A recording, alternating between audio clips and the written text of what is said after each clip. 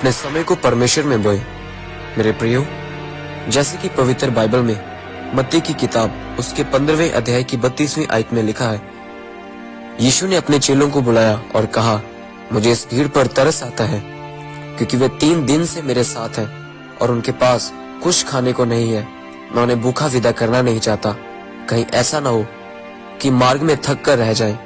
मेरे प्रियो, परमेश्वर का वचन कहता है कि जब प्रभु यीशु मसीह ने लोगों को देखा जो 3 दिन से लगातार प्रभु के वचन को सुन रहे थे लेकिन भूखे और प्यासे थे, तो प्रभु यीशु मसीह को उन पर तरस आया।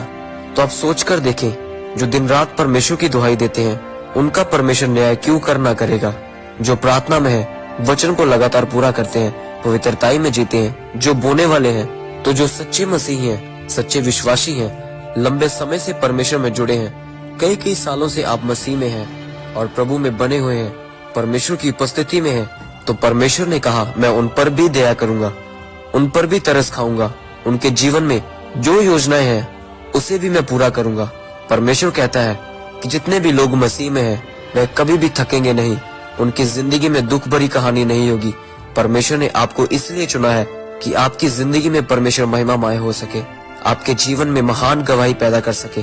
परमेश्वर ने कहा कि तुम आधी ही जिंदगी में थक नहीं जाओगे, मैं तुम्हारे साथ रहूंगा और अब भी भूखे मरने नहीं दूंगा। वचन में चेलों ने कहा, कहां से इतनी रोटी मिलेगी कि हम इतनी बड़ी भीड़ को तृप्त करें।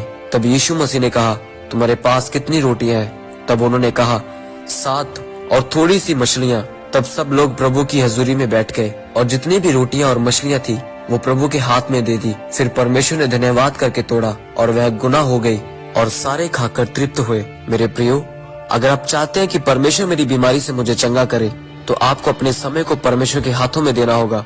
आपने 2.5 से 3-5 घंटों को प्रार्थना में समय को प्रभु के हाथों में देना होगा, तब फिर परमेश्वर आपको प्रार्थनाओं का उत्तर देगा।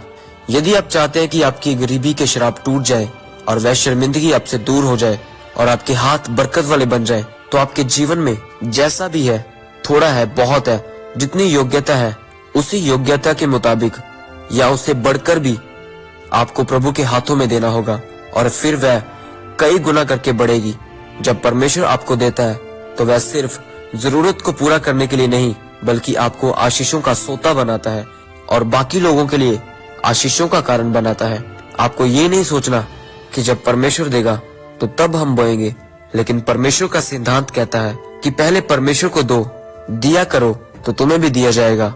जो बहुत बोता है तो वह बहुत काटेगा भी। परमेश्वर का स्वभाव आपको आशीषित करना है, लेकिन परमेश्वर की ये शर्त है कि पहले आप अपने आप को जाहिर करो कि आप परमेश्वर के लिए क्या करते हो, आप कितना वचन को पूरा करते हो, आप अपनी देह शरीर के साथ कोई पाप नहीं करते हो। तब परमेश्वर आपको आशीषित करता है, तब परमेश्वर आपको तृप्त करता है। आमीन।